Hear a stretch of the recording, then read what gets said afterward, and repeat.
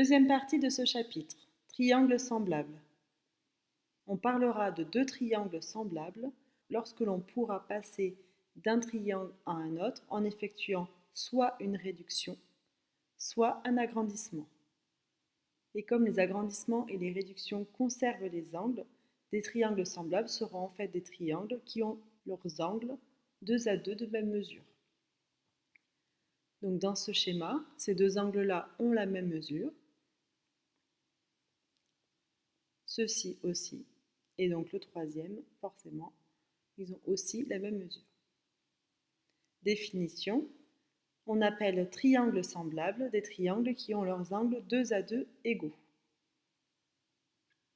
Remarque, deux triangles semblables sont égaux dans le cas où les côtés sont également de même longueur. Propriété, si deux triangles sont semblables, alors les longueurs de leurs côtés sont 2 à 2 proportionnelles. Par exemple, voyons si les triangles suivants sont semblables. Nous allons faire un tableau pour voir s'il s'agit d'un cas de proportionnalité. Dans la première ligne de notre tableau, nous allons mettre les longueurs du côté du triangle ABC dans l'ordre croissant pour bien faire correspondre les côtés de chaque triangle.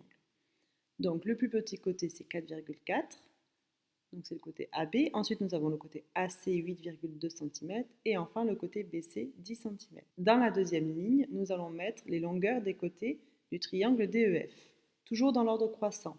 Donc 6,6 cm pour EF, le plus petit côté, 12,3 cm qui correspond à DF, et enfin 15 cm qui correspond à ED. Donc il faut bien faire attention à bien associer les côtés homologues, et c'est pour éviter les erreurs qu'on peut les noter dans l'ordre croissant. Maintenant, si nous observons notre tableau, nous pouvons remarquer que nous multiplions toujours le premier nombre par 1,5 pour obtenir le deuxième nombre. Donc comme les longueurs des triangles sont 2 à 2 proportionnelles, alors on peut dire que les triangles ABC et DEF sont semblables. Voyons maintenant comment faire pour montrer que deux triangles sont semblables. On peut dans un premier temps montrer que deux paires d'angles ont la même mesure. En effet, si on montre que deux paires d'angles ont la même mesure, comme on sait que la somme des mesures des angles d'un triangle est égale à 180 degrés, forcément la troisième paire d'angles aura également la même mesure.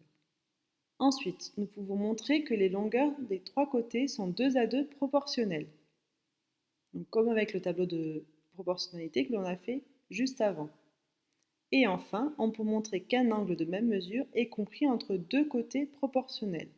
Par exemple, on peut montrer que ces deux angles ont la même mesure et on va vérifier que cet angle est compris entre deux côtés de longueur proportionnelle.